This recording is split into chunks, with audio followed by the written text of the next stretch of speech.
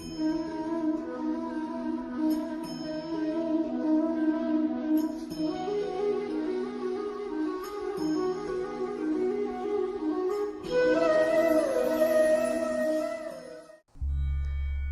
साथियों, मैं आचार्य रमेश आपका स्वागत करता हूं मेरे इस वीडियो चैनल जिसका नाम है ज्योतिष दृष्टि।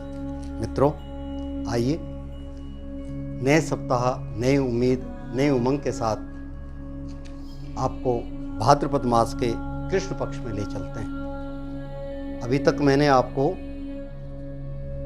25 अगस्त तक की तिथियों के विषय में बताया। 26 अगस्त को जो है श्री कृष्ण जन्माष्टमी व्रत है और 27 अगस्त को दिन मंगलवार, उस दिन जो है गुग्गा नवमी, गोकुला अष्टमी भी कहते हैं, नंद बाबा के यहाँ उत्सव का आयोजन किया जाता है। कई लोगों ने विचार दिया कि जन्माष्टमी और जन्म उत्सव में क्या अंतर है। साथियों, जन्माष्टमी का अर्थ है जिस दिन भगवान ने जन्म लिया, अर्थात रात्रि को उत्तर भारत की तरफ जो है कई जगहों पे रात्रि को 12 बजे के बाद भगवान का जब जन्म होता है तब व्रत का उद्यापन करते हैं, व्रत खोल करके खुशियां मनाते हैं। और ये समाचार जब मथुरा वृंदावन में गया तो ये अगले दिन पहुंचा, इसीलिए उसको उत्सव के रूप में मनाते हैं। कई बातों की बात होती है, ब्राह्मणों ने ऐसा कर रखा है, ऐसा कर रखा है, ऐसी बात नहीं। ये तिथियां जो है नियत उसी विधान के अनुसार की जाती है। जिस दिन रोहिणी नक्षत्र के अंतर्गत भगवान का जन्म होता है उस दिन जन्माष्टमी की पहली तिथि मानी गई है, उसको कहते हैं जन्म अष्टमी, और व्रत रखा जाता है।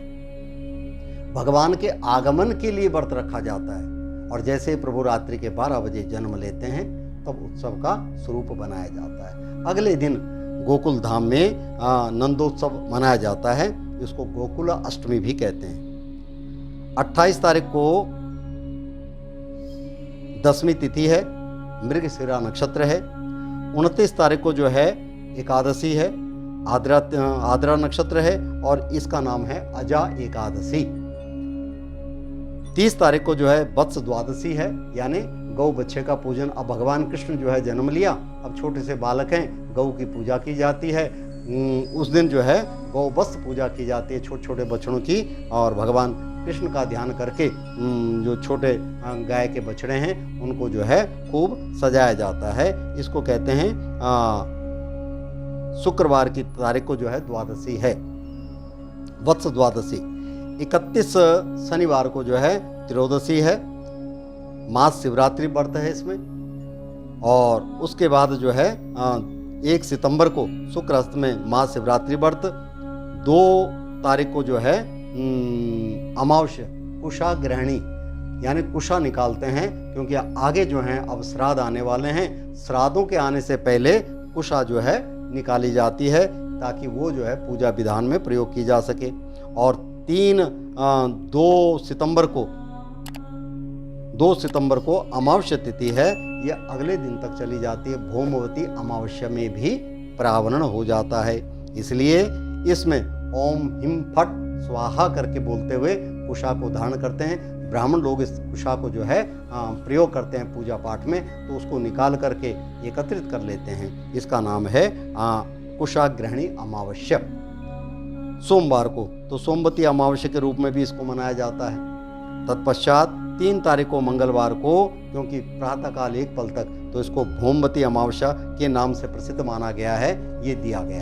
तो आइए हम जो है इस सप्ताह के अंतर्गत 26 अगस्त से लेकर के 1 सितंबर तक साप्ताहिक फलादेश में चलते हैं। इस सप्ताह के अंतर्गत मेष राशि वालों के लिए बड़ा समय बहुत अच्छा है, बहुत लाभकारी है। जो उनका कार्य पहले रुका हुआ था वो कार्य संपन्न हो जाएगा, धन ऐश्वर्य की वृद्धि होगी, परिवार में सुख आनंद मिलेगा। वृष राशि वालों के लिए समय थोड़ा सा शरीर के प्रति जो है सचेत रहें, कष्ट हो सकता है, इसलिए भगवान गणेश जी की उपासना करें। भगवान की कृपा से आपके सभी कष्टों का निवारण होगा।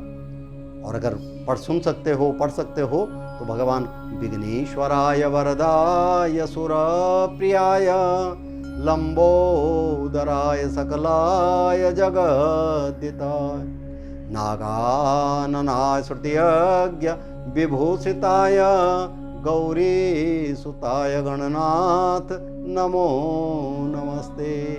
ओम श्री गणेशाय नमः। यह कहते हुए भगवान गणेश जी को प्रतिदिन उनको जो है मीठे का भोग लगाएं और स्वयं भी ग्रहण करें। भगवान की कृपा से आपकी मनोकामनाएं पूर्ण होंगी।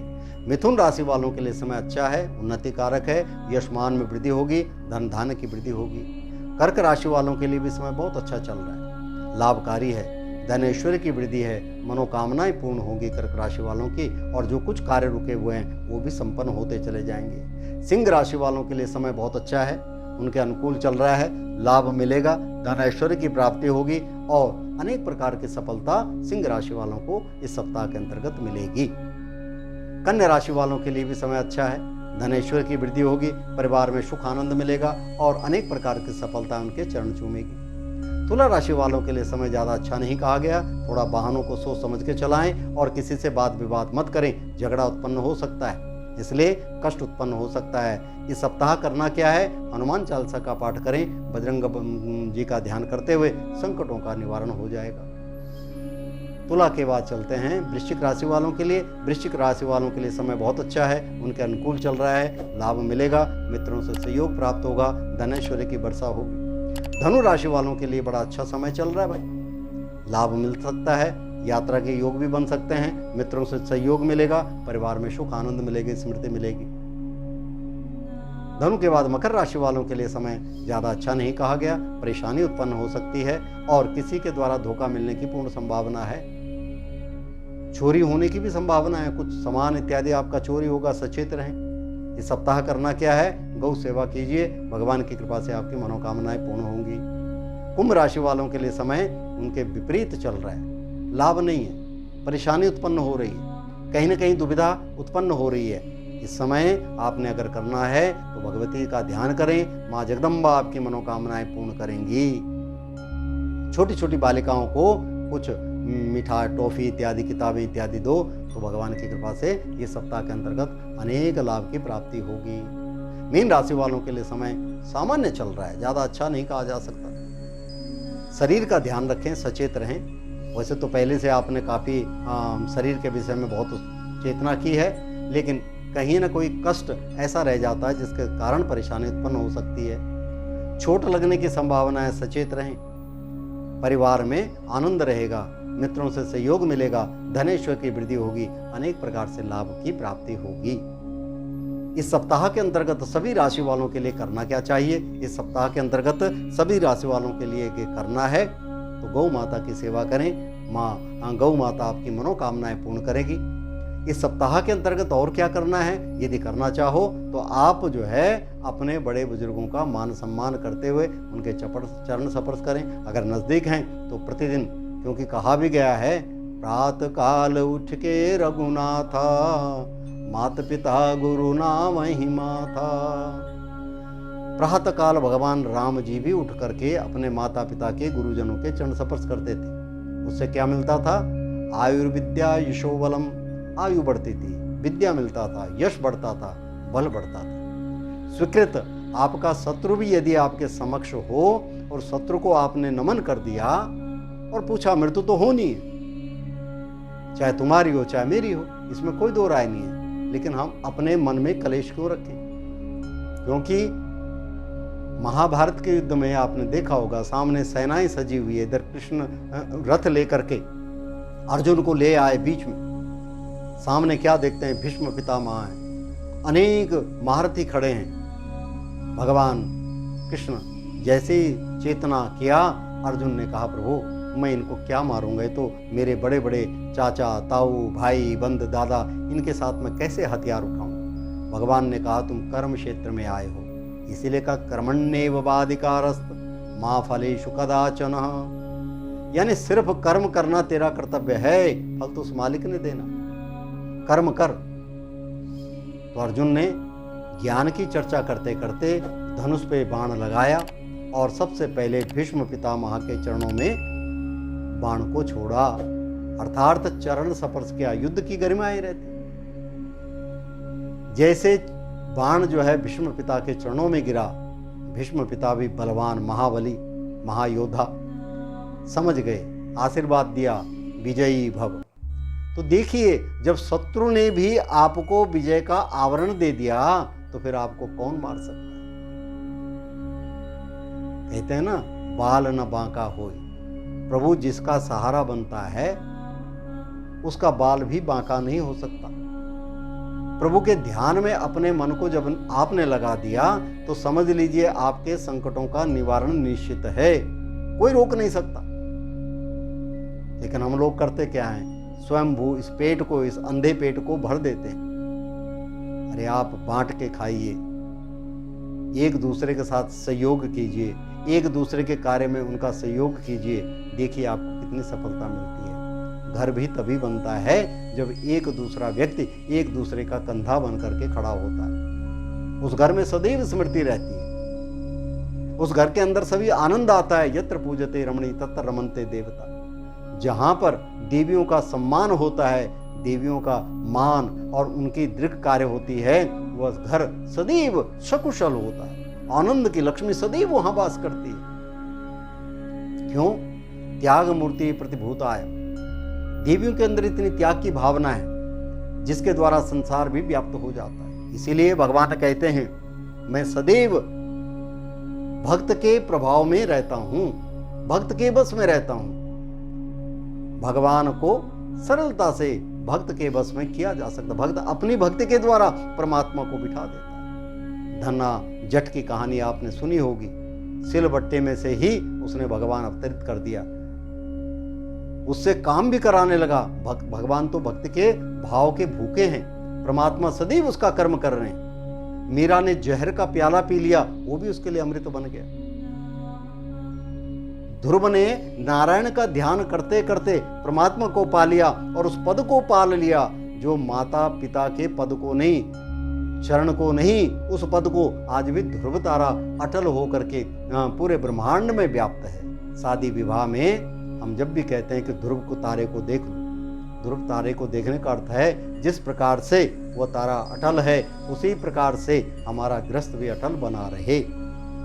ऐसी छोटी छोटी कृत वाणियों को अपने जीवन के अंदर जब आपने धारण कर लिया, भक्त प्रहलाद कितने कष्ट झेलने पड़े, लेकिन नारायण का ध्यान करके भगवान ने उसे भव सागर से पार कर दिया। और अंत में जब नरसिंह का अवतार लेकर के आए तो भगवान नारायण साक्षात रोने लगे, जर्जर करके। भक्त सामने बैठा है। नारद जी ने भी कोशिश की, प्रभु शांत हो जाइए। लक्ष्मी जी ने कोशिश की, सभी देवी देवता हार गए कोशिश करते हुए। तब भक्त को ही कहा गया, आप ही चुप करा सकते हैं नारायण को। ऐसा रूप नर सिंह, अर्थात आधा नर आधा सिंह, और वो भी विपरीत होकर के भगवान को स्तुति की गई, नारायण का ध्यान किया गया। भगवान ने भक्त प्रहलाद को गोद में लेके दुलार करने लगे। नारायण कहने लगे, पुत्र मुझे सबसे बड़ा दुख है, मेरे भक्त को इतना कष्ट झेलना पड़ा। ये अर्षरुदन उसी के लिए हैं, मैंने इतनी देर लगा दी। भक्त प्रहलाद कहने लगे, प्रभु कर्म के पाश में तो हर कोई बंधा हुआ है, मेरे कर्म तब तक इतने उच्च नहीं हुए थे जिनके द्वारा आपको प्राप्त कर सकता। आज आप प्राप्त हो गए। भगवान ने कहा, मांगो, क्या मांगते हो, कौन सा पद आपको चाहिए? महाराज मांगना क्या है, मेरे पिता को भव सागर से पार कर दो। भगवान ने कहा, जिस पर प्रभु का हाथ लग जाता है वो तो वैसे ही भव सागर से पार हो जाता है। जैसे पारसमणि लोहे को भी स्वर्ण बना देती है, अरे भगवान का हाथ लग जाए जिस जीव पे, वो तो भव सागर से वैसे ही पार हो जाता है। वैसे ही नारायण के साथ में जब आप जुड़ जाओ तो समझ लीजिए भव सागर से पार हो गए। फिर किस बात का कष्ट, किस बात की पुकार। इन्हीं शब्दों को अपने जीवन में धारण करते हुए आप अगर अपने जीवन कर्म में चलते हैं तो भगवान की कृपा से आपके सभी कष्ट दूर हो जाते हैं। घर से जब जाते हो प्रणाम करके हुए जाओ, प्रभु आपके सुपुर्द कर दिया, अब आप ही इसके रखवाले। देखो कैसा आनंद रहता है, प्रभु आ गया, मैं आपकी शरण में आ गया हूँ, अब आप ही मेरी रक्षा करें। ऐसा बोलने से, ऐसा वचन करने से भगवान साक्षात सदैव आपकी मनोकामनाएं पूर्ण करते रहेंगे। इन्हीं विचारों के साथ मैं अपनी वाणी को विराम देता हूँ। नए विचारों के साथ, नए शब्दों के साथ आपके समक्ष आएंगे। तब तक के लिए नमस्कार।